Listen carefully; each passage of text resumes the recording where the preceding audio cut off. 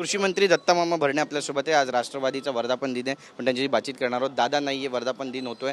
कार्यकर्त्यांमध्ये नेत्यांमध्ये काय भावना आहेत? दादांविना हा पहिलाच कार्यक्रम होतो याचं दुःख आमच्या सगळ्या कार्यकर्त्याला आहे. दादांसारखा नेता पुन्हा होणे नाही आहे असा नेता आज दादांच्या आज हे करून आज हा कार्यक्रम होता. निश्चित आम्हाला दुःख आहे, परंतु दादांचा विचार, दादांचे आदर्श, दादांची शिकवण घेऊन आमचा राष्ट्रवादी काँग्रेस पक्षाचा कार्यकर्ता येणाऱ्या काळामध्ये खूप चांगलं काम करण्याचा प्रयत्न करील. सुनेत्रा वहिनी पवार असतील, तटकरे साहेब असतील, पटेल साहेब असतील, भुजबळ साहेब असतील, सगळेच आमचे वरिष्ठ मंडळी निश्चित प्रकारे ही पक्ष संघटना आमची मजबूत करतील. बरेच आरोप होत आहेत, घातपात की अपघात आहे. अजून या संदर्भातली कुठली ठोस माहिती समोर नाही आली आहे. राष्ट्रवादीच्या नेत्यांमध्ये काय भावना आहे? नाही, भावना शेवटी आमच्या नेत्याचा मृत्यू कशामुळे झाला त्याचे निश्चित प्रकारे आम्हा सगळ्यांना काळजी आहे. त्याची आम्हाला निश्चित प्रकारे आहे. या बाबतीमध्ये तपास सुरू आहे आणि लवकरच तपास पूर्ण व्हावा हीच आमची भावना आहे. रोहित पवार म्हणतायत की आता 12 जूनपासून पंढरपूर या ठिकाणी ते आंदोलन करणार आहेत, अन्यथा आंदोलन करणार आहे. शेतकऱ्यांच्या मागण्या पूर्ण झाल्या नाही, सरसकट कर्जमाफी देण्यात यावी अशी मागणी आहे. शेवटी मागणी काही चुकीची नाही, मला पण तेच वाटतं. शेवटी सरकार तरी काय असतं.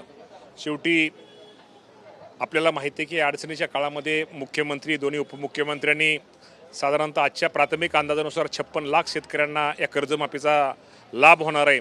साधारणतः 36,000 कोटीपेक्षा जास्त रक्कम या कर्जमाफीसाठी आपल्याला सरकारला द्यावी लागणार आहे. आणि अजूनही काही शेतकऱ्यांचे अडचणी, शेतकरी त्यामध्ये निवेदनं येत आहेत आणि या बाबतीमध्ये काय करणं गरजेचं आहे की जेणेकरून शेतकऱ्याला मदत होईल, या कर्जमाफीमध्ये शेतकऱ्यांना अधिक लाभ होईल. या बाबतीमध्ये ज्या आमच्या उपसमित्या तयार झालेल्या आहेत, ह्या उपसमितीचा रिपोर्ट आल्यानंतर आमच्या राज्याचे मुख्यमंत्री या बाबतीमध्ये योग्य तो निर्णय घेतील. तुमची भूमिका काय? कर्जमाफी मिळायला पाहिजे सरसकट? 100% राज्याचा कृषी मंत्री म्हणून सरसकट कर्जमाफी नाही, कर्जमाफी सातबारावर काहीच राहिलं नाही पाहिजे. माझी पण भूमिका त्याबद्दल असंच दुमत नाही. पण शेवटी सरकार तरी काय आहे? शेवटी सरकारच्या तिजोरी नाही आजच्या गोष्टीमध्ये आता राज्याचे मुख्यमंत्री, मी तुम्हाला म्हटलं की आज तुम्हाला मी सांगतो 36,000 कोटी एवढी रक्कम या राज्यामध्ये कधीच कर्जमाफी मिळालेली नाही. एवढी मोठी कर्जमाफी मिळालेली आहे आणि सगळ्यांचं शेवटी समाधान होणार नाही.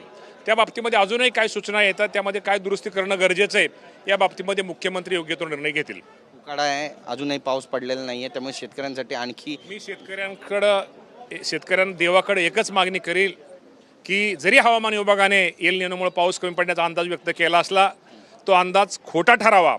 आणि मी परमेश्वराकडे एकच मागणी करतो की आपल्या राज्यामध्ये चांगल्या प्रकारचा पाऊस येऊ दे, आमची धरणं चांगली व्यवस्थित 100% पूर्ण भरू दे, माझ्या शेतकऱ्यांना च्या शेतामध्ये चांगल्या प्रकारचं पीक येऊ दे, त्याला उत्पादन चांगलं मिळू दे आणि त्याला चांगल्या प्रकारचा त्याला बाजारभाव मिळून त्याचं उत्पन्न वाढू दे.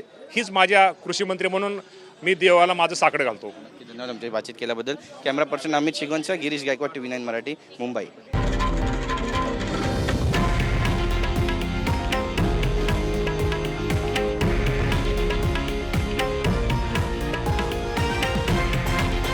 हे आहे देशातील नंबर 1 न्यूज नेटवर्क आणि आपण पाहत आहात TV9 मराठी, एकमेव.